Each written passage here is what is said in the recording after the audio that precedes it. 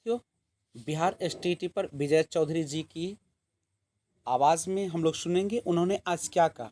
सुनिए शिक्षा मंत्री की आवाज़ क्या कहे बिहार शिक्षक बहाली के बारे में। लेकिन ये क्यों आज आए और पत्रकार या संवाददाता के सामने उन्होंने शिक्षा विभाग के बारे में, बिहार शिक्षक बहाली के बारे में क्यों बोले, इसका मेन जो मुद्दा था वह यह था कि आज जो ट्विटर कैंपेन चलाया गया था वह ट्विटर कैंपेन फर्स्ट नंबर 1 पर ट्रेंड कर रहा था। और वह ट्रेंड करने का मेन जो वजह थी वह वजह यह थी कि सारे अभ्यर्थियों में एक जो रोष है, एक जो बेरोजगारी का डर है, जो बेरोजगार हो चुके हैं, जिनके खाने के लिए भी सोचना पड़ता है, उन्होंने आज 11 बजे यानी 24 मई आज ही 11 बजे बिल्कुल आए सभी और ट्विटर पर बेहतरीन ढंग से ट्वीट किया, एक साथ ट्वीट किया, जिसके कारण यह भारत का नंबर 1 ट्वीट ट्रेंड नंबर 1 पर छा गया। और जिसके कारण बड़े बड़े हस्तियों के होश उड़ने लगे जो शिक्षा विभाग से जुड़े थे कि अब क्या करेंगे अभ्यर्थी। और इस पर हमारे विपक्ष के नेता जो है तेजस्वी यादव ने भी काफ़ी कुछ बोले और उन्होंने यह भी कहा कि आखिर बहाली क्यों नहीं। यशवंत सिन्हा ने भी ट्वीट करके बताया और बहुत सारे मंत्रियों ने इस पर जो अपने अपने शब्द व्यक्त किए, जिसके कारण बेचैनी बढ़ी शिक्षा विभाग की। और अब उनको भी समझ में आने लगा है कि अब बहाली की प्रक्रिया को ज़्यादा दिन रोका नहीं जा सकता है। वो जो 94,000 बहाली है या 37,000 बहाली है या आपका बिहार एसटीटी 2019 का, यानी किसी भी या 106 अभ्यर्थियों का रिजल्ट है, किसी पर भी अब उनको स्टे लगाना बड़ा मुश्किल हो रहा है। इसीलिए अब उनका कर्तव्य एक ही होना चाहिए कि वह जो भी ब्लाइंड फेडरेशन केस है उसको जल्द से जल्द सुनवाई करें और उन पर सुनवाई करवाए। मेंशनिंग तो हो करा दिए हैं या नहीं कराए हैं, ये तो कोर्ट में सही सही जो पेपर में दिया था उसके मुताबिक मैं कह रहा हूँ कि मेंशनिंग हो गया, तो इनका कर्तव्य है कि सुनवाई करवाए जल्दी से और इसको रफा दफा करें और उसके बाद बहाली प्रक्रिया को जल्दी तेजी से बढ़ाया जाए। लेकिन अब ध्यान दीजिएगा, जब तक 94,000 शिक्षक बहाली की प्रक्रिया पूर्ण नहीं हो जाती है तब तक आगे कोई भी बहाली होना अभी संभव नहीं दिखता है। तो सबसे पहले ब्लाइंड फेडरेशन केस पर हम लोगों को नज़र होना चाहिए और जो ट्विटर कैंपेन है वो तो चलेगा ही और उसको और तेज़ गति से चलाएंगे। और हम लोग महाआंदोलन की जो तैयारी कर रहे हैं गर्दनी बाग में, फिर से वो कोविड-19 के बाद शुरू होगा और तब तक चलेगा जब तक नियुक्ति पत्र मिल नहीं जाता है। लेकिन इस बीच आज इन सब ट्विटर अभियान के बीच जब ये मामला बढ़ते देखा तो हमारे शिक्षा विभाग के जो मेन मुखिया है विजय चौधरी जी, उन्होंने पत्रकारों के सामने कुछ अपनी आवाज़ में उन्होंने कुछ शब्द जो है से व्यक्त किए। तो आइए उनकी आवाज़ में सुनते हैं कि उन्होंने क्या कहा बिहार शिक्षक बहाली के बारे में। है कि आरक्षण के मामले में आपसे जुड़ा हुआ अभ्यर्थी लगातार आपसे भी मुलाकात करता है कि आरक्षण के मामले में आपसे जुड़ा हुआ अभ्यर्थी लगातार आपसे भी मुलाकात करते रहे हैं। आपने आश्वासन भी दिया विधानसभा सत्र के दौरान, ट्विटर पर कई बार वो ट्रेंड भी कराते रहे, आज भी ट्रेंड वो करा रहे हैं कि बिहार नीड्स टीचर्स। उस पर तमाम जो विरोधी दल के नेता भी हैं वो भी अपनी राय रख रहे हैं। कहाँ दिक्कत आ रही है शिक्षकों की भर्ती, खासतौर पर जो 94,000 शिक्षकों की भर्ती का मामला है। वैसे तो खुद आपने ही जानकारी दी है विधानसभा में कि 3,15,000 के करीब शिक्षकों की कमी है, लेकिन जो 94,000 जो कि बैकलॉग बताया जा रहा है वही भर्ती नहीं हो पा रही, वजह क्या लगती है आपको?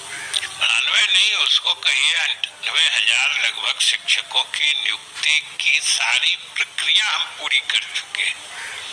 सब लोग जानते हैं कि मामला न्यायालय में लंबित है और हम लोग बार बार न्यायालय से आग्रह कर रहे हैं कि बाकी शुरू में तो कुछ दूसरे कारण से बात न्यायालय में गई थी, उन सब का निराकरण हम लोगों ने कर दिया या स्थिति स्पष्ट कर दी। अब बात विकलांगों के आरक्षण की है। अब सरकार की पारदर्शिता समझिए और इससे इस बात का आकलन किया जा सकता है कि हम लोग कितना चाह रहे हैं, तत्पर हैं नियुक्तियां करने के लिए, कि हमने न्यायालय से कहा है कि आरक्षण के मामले में आपके हिसाब से या जो भी नीति नीतियां हैं, अगर उसमें कोई दिक्कत महसूस हो रही है तो उतने पद हम रोक देते हैं, उतने पद उन लोगों के लिए छोड़ देते हैं, आरक्षित कर देते हैं। शेष पदों पर नियुक्ति करने का हमको गो हेड दिया जाए, उसकी इजाजत दी जाए, क्योंकि हम लोग हर हाल में जल्दी से जल्दी करना चाहते हैं।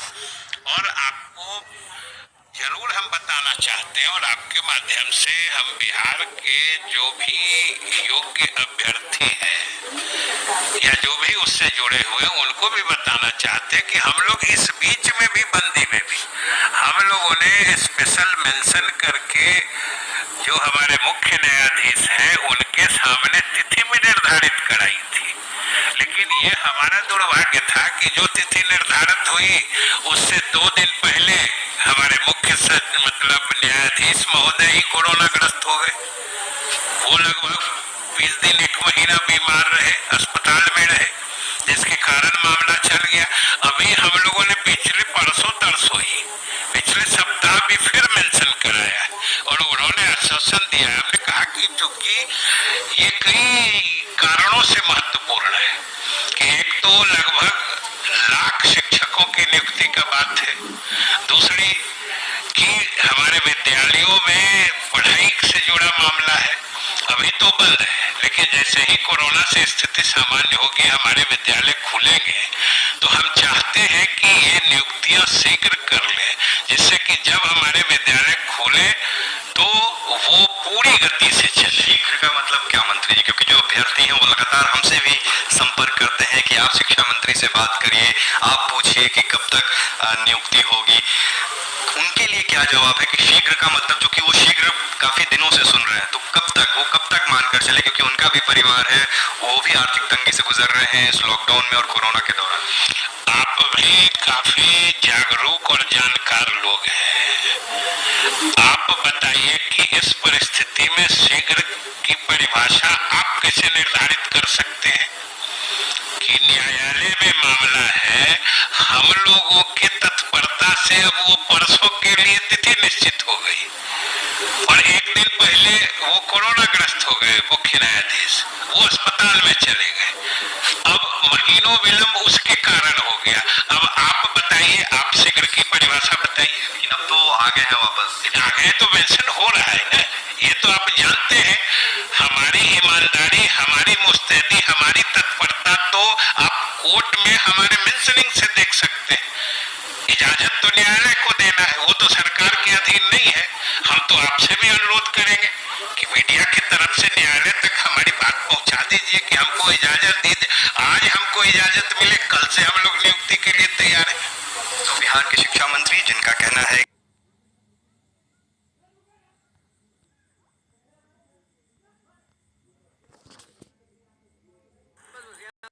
तो इस तरीके से आपने शिक्षा मंत्री विजय चौधरी की आवाज़ में सुना कि बिहार शिक्षक बहाली जो है वह शीघ्र करा दी जाएगी, लेकिन शीघ्र का परिभाषा उन्होंने बताया कि हम लोग पूरी तरीके से तत्पर है और इसी का नतीजा है कि मेंशनिंग हो गया है। तो स्पष्ट है कि जो पेपर ने दिया था वह सही दिया था, मेंशनिंग हो गई है और उनकी सुनवाई बहुत जल्द होने वाली है और वो उनका कहना है कि न्यायालय जैसे ही आदेश देती है उस समय से बहाली प्रक्रिया पूर्ण करा ली जाए। यानी हम लोग को आश्वासन दिया जा रहा है। यानी उनका एक बात जो हमें समझ में आया कि वो कह रहे थे कि चूंकि अभी लॉकडाउन प्रक्रिया है तो अभी तो शिक्षक नहीं जा रहे हैं, लेकिन जैसे ही कोविड-19 का प्रभाव कम जाता है, स्कूल की प्रक्रिया शुरू होती है, तो उस समय शिक्षकों की ज़रूरत पड़ेगी और उस समय मुस्तैदी के साथ पूरे शिक्षक को बहाल करके आगे की प्रक्रिया बढ़ा दी। यानी यहाँ से एक बात स्पष्ट हो गया शिक्षा मंत्री के बयान से कि अब कोविड-19 के प्रभाव खत्म होने और स्कूल के खुलने के बाद ही यह प्रक्रिया, बहाली की प्रक्रिया जो है वह आगे बढ़ाई जाएगी। यही उनके शब्दों से प्रतीत होता है, चाहे वो जो भी आनन फानन में बोले, लेकिन उनका मेन जो कहना था यही कहना था। तो मिलते हैं फिर एक और वीडियो के साथ।